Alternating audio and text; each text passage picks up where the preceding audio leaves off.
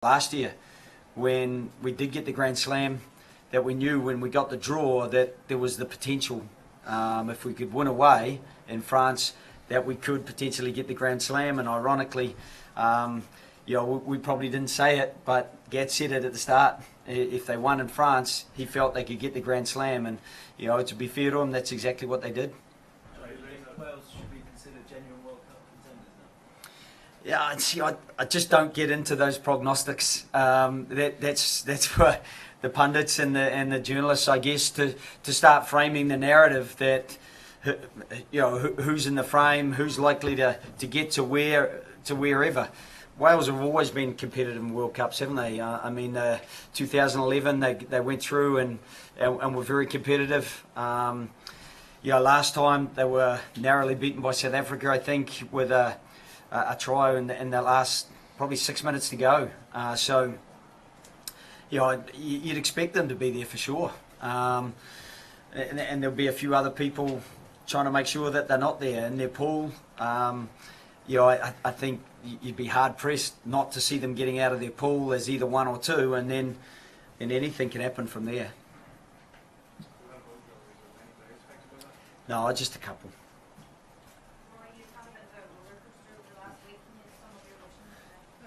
Look, obviously incredibly disappointed.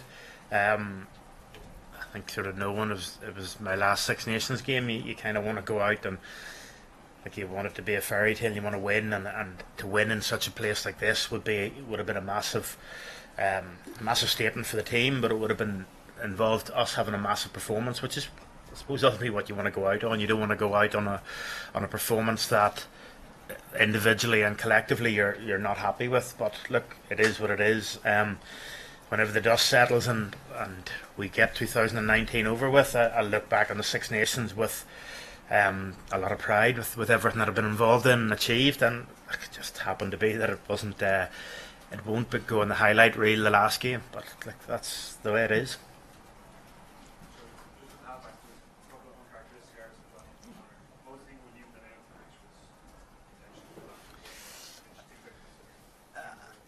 Again, we're trying to build those two guys forward.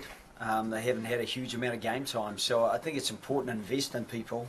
And that was part of the remit. We decided we were going to prioritise the Six Nations, and whether it bears fruit at the other end of this season, we'll see. But as I said, I don't get into prognostics. All I do is try to get into preparation, and the best preparation for top class players is to be in pressure cooker situations and to work their way through them. And if every time that isn't going well, you take them off, I don't think you're growing them back to where they need to be.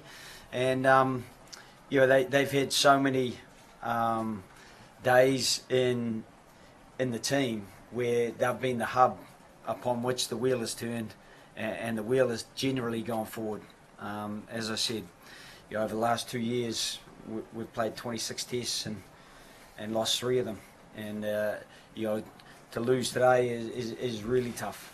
But those two guys are not the reason we lost, and those two guys will continue to invest in, just as we have in Jack Carty and getting Kieran Marmion back. I thought he came on and did really well, and John Cooney's acquitted himself well in the earlier part of the championship. So you just keep trying to grow people, and you keep trying to keep your confidence in them so they keep their confidence in themselves.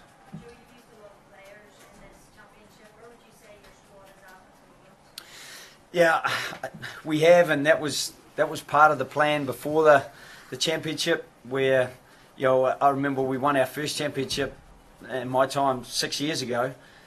We used 17 different starters.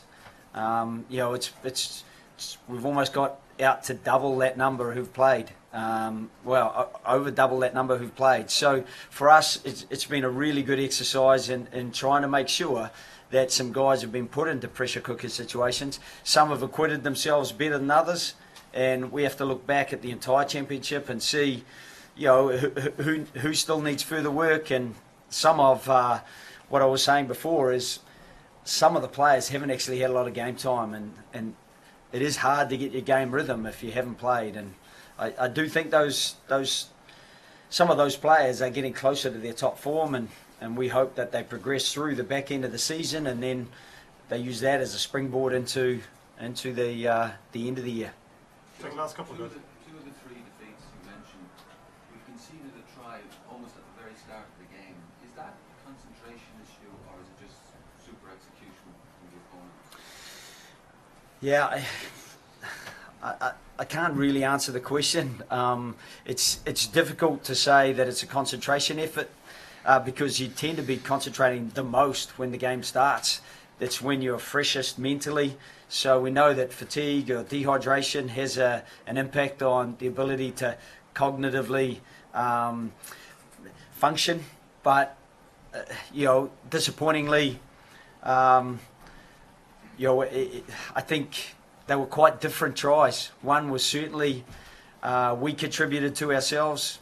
It was after 10 phases that England got back to the same place where they'd been after the line-out, and then we made a defensive error. And then, today, again, I just think that we could have done better, but I thought Gareth's kick was pinpoint perfect, and Hadley Parks got straight through onto it.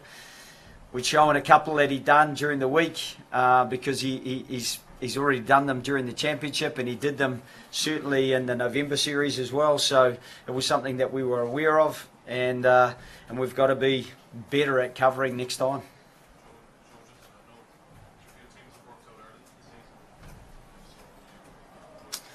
I'm not sure. You'd have to ask. I'm sure that teams will, on their day, sometimes get the better of you and sometimes not. It's such a fine margin. I think Wales today, in the conditions, they got the benefit of some set-piece decisions, and on the back of that, maintained the pressure that they got off that first try. And in the conditions today, we actually said that they'd do exactly what they did in those first 2 minutes. So, working a team out, even sometimes what a team's going to do. It's another thing to stop them. And we felt that England would do what they did as well, and it was difficult to stop them. England knew what we were going to do in Twickenham last year, but we were difficult to stop. And so on any given day, that's the very highest level of Test rugby, where the margins are fine. On any given day, when you get the momentum at the start of the game, it is hard to then swing the momentum back in your favour, and that's a challenge for any team.